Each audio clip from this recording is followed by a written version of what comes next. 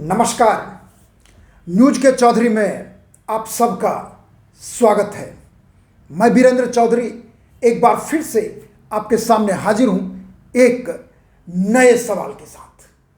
सवाल यह है कि यूपी बिहार के हिंदी भाषी तमिलनाडु में टॉयलेट साफ करते हैं।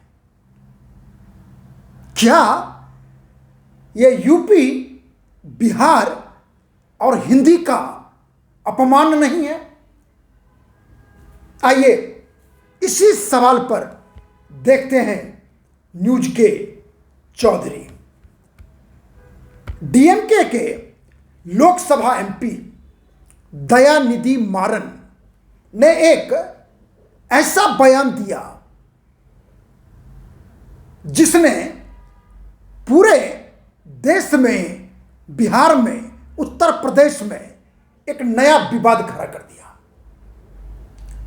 उनका बयान यह था कि यूपी बिहार के हिंदी बोलने वाले लोग तमिलनाडु में आकर टॉयलेट और सड़क साफ करते हैं।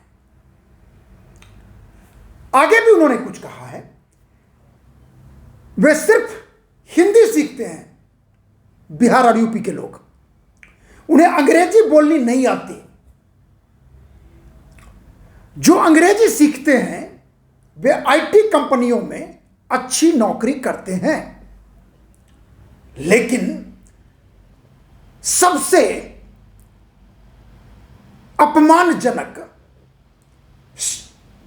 वाक्य यही है कि यूपी बिहार के हिंदी बोलने वाले लोग, हिंदी भाषी लोग तमिलनाडु में टॉयलेट साफ करते हैं। दयानिधि मारन पहली बार लोकसभा में नहीं आए हैं, चूंकि पहले भी लोकसभा के मेंबर रह चुके हैं। इतना ही नहीं, यूपीए सरकार में वो केंद्रीय मंत्री भी थे, लेकिन द्रविड़ आंदोलन के नाम पर, द्रविड़ भाषा के नाम पर संकुचित विचार रखने वाला डीएमके ये पहले व्यक्ति नहीं है। अभी दिसंबर में ही विंटर सेशन पार्लियामेंट में लोकसभा में डॉक्टर सेंथिल कुमार ने गौमूत्र स्टेट्स की बात की थी। आपको याद होगा, उन्होंने कहा था कि बीजेपी की ताकत केवल हिंदी बेल्ट के उन राज्यों को जीतने में ही है जिन्हें हम आम तौर पर गौमूत्र राज्य कहते हैं। दक्षिण के राज्यों में बीजेपी को घुसने नहीं देंगे। लोकसभा में हंगामा हो गया कि अब कहना क्या चाहते हैं। बीजेपी की निंदा कर रहे हैं, ठीक है, विपक्ष में है, लेकिन गौमूत्र स्टेट्स यानी बिहार, उत्तर प्रदेश, मध्य प्रदेश, छत्तीसगढ़, राजस्थान, ये गौमूत्र स्टेट्स है डीएमके की भाषा में। हालांकि बाद में उन्होंने उसको सुधार किया। और इतना ही नहीं, अगस्त के महीने में केंद्रीय गृह मंत्री ने हिंदी भाषा को लेकर बयान दिया कि सभी राज्यों को हिंदी स्वीकार करनी चाहिए, लेकिन तमिलनाडु के मुख्यमंत्री स्टालिन ने बड़े ही उत्तेजक भाषा में इसका खंडन किया और कहा कि तमिलनाडु इसे स्वीकार नहीं करेगा, हम हिंदी के गुलाम नहीं बनेंगे। कर्नाटक और पश्चिम बंगाल जैसे और स्टेट भी इसका विरोध कर रहे हैं। एक और बयान, पिछले वर्ष मई के महीने में तमिलनाडु के हायर एजुकेशन मिनिस्टर डॉक्टर के पोनमुडी ने एक कन्वोकेशन में कहा कि हिंदी बोलने वाले पानी पूरी बेचते हैं। हालांकि डॉक्टर पोनमुडी, अभी आपने सुना होगा कि डिस्प्रोपोर्शनेट एसेट्स के मामले में उन्हें कोर्ट ने 3 साल की सपत्नीक सजा सुनाई है और उनके वो वाक्य मैं पढ़ के आपको सुनाना चाहूंगा। उन्हीं के शब्दों में वह कहते हैं, यानी डॉक्टर पोनमुडी, कि अगर आप हिंदी पढ़ेंगे तो आपको नौकरी मिलेगी क्या? क्या सच में ऐसा है? कोयंबटूर में देखें, उन्हीं की भाषा है। आजकल पानी पूरी कौन बेच रहा है? यानी हिंदी भाषी उत्तर प्रदेश और बिहार के लोग। कहने का मतलब है कि आप राजनीति कीजिए, लोकतंत्र है, राजनीति की जगह है, लेकिन अपमान करना भाषा का, राज्य का, यह तो कोई स्वीकार नहीं करेगा। और हुआ, उस पर राजनीति हो रही है। मैं आपको सुनाता हूं बीजेपी के national spokesperson Shehzad Poonawalla, सुनिए उनकी बात को आप। अब फिर से एक बार डीएमके के सांसद दयानिधि मारन ने उत्तर भारतीयों को और हिंदी के प्रति जो शब्दावली इस्तेमाल की है, ये बेहद दुर्भाग्यपूर्ण है। पर यह सहयोग नहीं, ये सोचा समझा प्रयोग और उद्योग बन चुका है। हाल ही में उनके दूसरे सांसद सेंथिल कुमार ने गौमूत्र राज्य कहा था। उस समय पर भी कोई कार्रवाई उन पर नहीं की गई, क्योंकि कांग्रेस पार्टी तो स्वयं इसमें विश्वास रखती है। जिस प्रकार से राहुल गांधी ने उत्तर भारतीयों को अपमानित किया था जब वो अमेठी से हारे, प्रियंका वाड्रा ने मजाक उड़ाया था चन्नी जी ने जब भैया बोला था तब, उसके बाद जिस प्रकार से डीएमके के लगातार नेताओं के इस प्रकार के बयान आए हिंदी के खिलाफ, उत्तर भारत के खिलाफ, और इस पूरे प्रकरण पर इंडिया अलायंस के लोग लगातार चुप रहे, शांत रहे। आज सवाल बनता है कि पहले सनातन का अपमान किया, हिंदुओं का अपमान किया, तब ये लोग चुप रहे। उसके बाद ओबीसी के नाम पर जाति में भेदभाव करने का काम किया, डिवाइड एंड रूल करने का काम किया। अब नॉर्थ साउथ में डिवाइड एंड रूल करने की कोशिश इंडिया अलायंस कर रहा है। कहने का मतलब है यह सीधा सीधा डीएमके पर आरोप है कि आप निंदा नहीं कर रहे हैं, आप अपमान कर रहे हैं। और बीजेपी के दूसरे नेता ने भी, केंद्रीय मंत्री गिरिराज सिंह ने कहा है कि डीएमके सांसद दयानिधि मारन का कहना है यूपी बिहार के हिंदी भाषी लोग तमिलनाडु आते हैं और सड़कें और शौचालय साफ करते हैं। वो सवाल पूछ रहे हैं गिरिराज सिंह, क्या बिहार के मुख्यमंत्री नीतीश कुमार और लालू यादव हिंदी भाषी लोगों पर अपने गठबंधन सहयोगी की राय से सहमत हैं? उन्हें स्पष्ट करना चाहिए कि डीएमके और इंडिया गठबंधन को हिंदी भाषी बिहारी भाइयों और बहनों से इतनी नफरत क्यों है।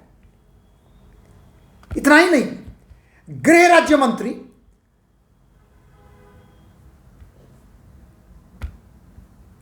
नित्यानंद राय ने भी निंदा की है दयानिधि मारन की। उन्होंने कहा है कि Dayanidhi Maran has made a very objectionable statement. On one side, PM Modi speaks about सबका साथ सबका विकास. Today, people want to divide North India and South India, but that won't happen.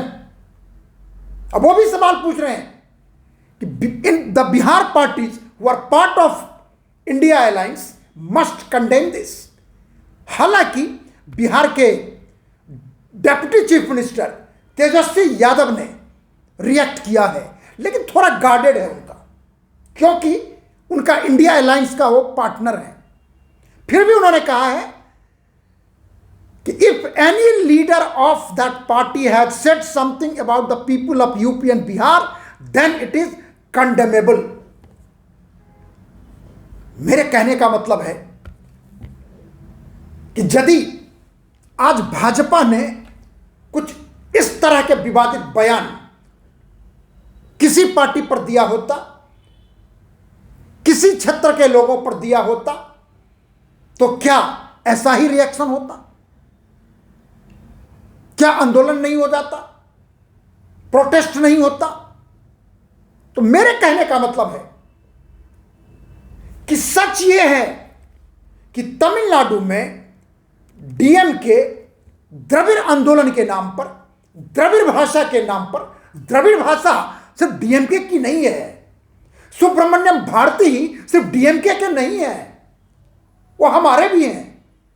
Tamil भाषा, साहित्य, संगीत, कला, स्थापत्य ये भारत का धरोहर है, सिर्फ डीएमके का नहीं है जैसा वो दर्शाना चाहते हैं। और माध्यम क्या चुनते हैं? हिंदी विरोध, हिंदी भाषी विरोध। ये कैसी राजनीति है? और एक डेटा मैं आपको बताता हूं कि तमिलनाडु में हिंदी परीक्षार्थी सबसे ज्यादा, ये मैं दैनिक भास्कर अखबार से ले रहा हूं, जिसमें उनका डेटा है कि तमिलनाडु में हिंदी परीक्षार्थी सबसे ज्यादा। देखिए, दक्षिण भारत के राज्य हैं, तमिलनाडु से 2,59,395, 2,59,395।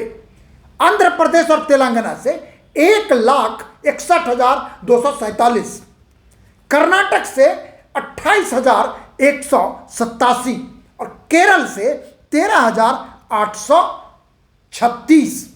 कहने का मतलब यह है कि अखबार लिखता है कि दक्षिण राज्यों में हिंदी की परीक्षा आयोजित करने वाली संस्था दक्षिण भारत हिंदी प्रचार सभा के अनुसार तमिलनाडु के लोगों में हिंदी सीखने की ललक बढ़ी है। 2022 में तमिलनाडु, केरल, कर्नाटक, आंध्र प्रदेश और तेलंगाना में कुल 5,12,503 लोग हिंदी की परीक्षा में बैठे थे, जिसमें सबसे ज्यादा तमिलनाडु 2,46,000 परीक्षार्थी थे। क्या ये आंकड़े एक करारा जवाब नहीं है डीएमके के लिए? चाहे वो मारन हो, चाहे वो स्टालिन साहब हो। मेरे कहने का मतलब है कि राजनीति के आधार, डीएमके राजनीति के आधार हिंदी होना, हम कहते हैं इंपोज करने की जरूरत नहीं है। कोई इंपोज नहीं कर रहा है। मैं तो व्यक्तिगत तौर पर आपको बता सकता हूं, साझा कर सकता हूं कि मेरे कई मित्र हैं तमिलनाडु के। चूंकि मैं जेएनयू में पढ़ा हूं, तो हमारे जेएनयू में लगभग भारत के हर राज्य से स्टूडेंट होते हैं, और उसमें हमारे तमिल जो दोस्त रहे हैं, आपको मैं बताऊं कि उन सबके बच्चे इतनी अच्छी हिंदी बोलते हैं, जब मैं क्या बताऊं आपको। मैंने उनसे पूछा कि हिंदी कैसे सीखे बेटा, तो उन्होंने हमसे कहा बच्चों ने कि पापा ने हिंदी का ट्यूटर रखा था। क्या हिंदी सीखने से तमिल कमजोर होगा?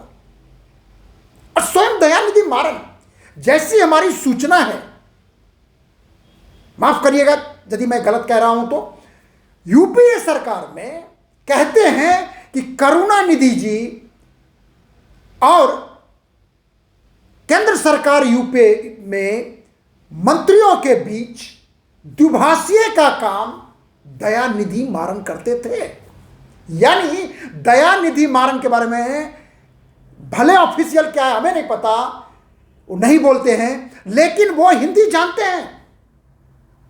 उसके बाद हिंदी के प्रति इतनी नफरत, इतना अपमान, इतना दोयम व्यवहार बहुत बड़ा प्रश्न खड़ा करता है। फर्ज कीजिए कल को दयानिधि मारन भारत के प्रधानमंत्री बनते हैं, तो क्या करेंगे? बोलेंगे कि मैं हिंदी नहीं बोलूंगा, खत्म कर दो हिंदी को। आधी आबादी देश की जो हिंदी बोलती है, आधी से भी ज्यादा, क्या करेंगे आप? उन्हें बोलना बंद कर देंगे? उनकी भाषा को खत्म कर देंगे? नहीं करेंगे ना। और जहां तक यूपी बिहार की बात है, आपको पता है मारन साहब कि भारत में 14 प्रधानमंत्री हुए हैं अभी तक, जिसमें 2 साउथ इंडिया के हुए हैं, पीवी नरसिम्हा राव और एचडी देवगौड़ा। अब पीवी नरसिम्हा राव के बारे में मैं क्या कहूं, वो 12 भाषा जानते थे, वो हमसे बेहतर हिंदी बोलते थे, संस्कृत धारा प्रवाह बोलते थे। देवगौड़ा जी भी जब प्रधानमंत्री बने, हालांकि थोड़े दिन के लिए ही बने थे, वो 96 में बने, 97 में कांग्रेस ने उनको पत्ता काट दिया, गुजराल साहब आ गए, वो भी हिंदी सीख रहे थे। और जहां तक टॉयलेट साफ करने की बात है, उत्तर प्रदेश ने सबसे ज्यादा प्रधानमंत्री दिया है। यदि वही काम होता तो उतने प्रधानमंत्री नहीं होते। इंद्र कुमार गुजराल प्रधानमंत्री बने, राज्यसभा एमपी कहां से बने? वो पार्लियामेंट के मेंबर बिहार से। तो मेरे कहने का सिर्फ एक उद्देश्य है कि दयानिधि मारन बड़े नेता हैं, डीएमके के हैं, हिंदी भी समझते हैं, अंग्रेजी भी समझते हैं, लेकिन ये स्वभाव, ये व्यवहार, ये आचरण एक भाषा के प्रति, एक क्षेत्र के प्रति, हिंदी भाषी के प्रति ठीक नहीं है। और इस पर भाषा के नाम पर राजनीति नहीं करनी चाहिए, इतना ही कहूंगा मैं। आखिर में यदि आपको यह कार्यक्रम अच्छा लगता है तो इसे आप लाइक करें, शेयर करें, और यदि कुछ कहना चाहते हैं तो कमेंट सेक्शन में जाकर अपनी बात जरूर लिखें। और मेरे यूट्यूब चैनल को भूलिएगा नहीं, जरूर सब्सक्राइब कीजिए। आपसे मेरा निवेदन है, आग्रह है, आप @न्यूज के चौधरी, डॉक्टर वीरेंद्र चौधरी को सब्सक्राइब कीजिए। बहुत बहुत धन्यवाद, शुक्रिया, नमस्कार, शुभ रात्रि।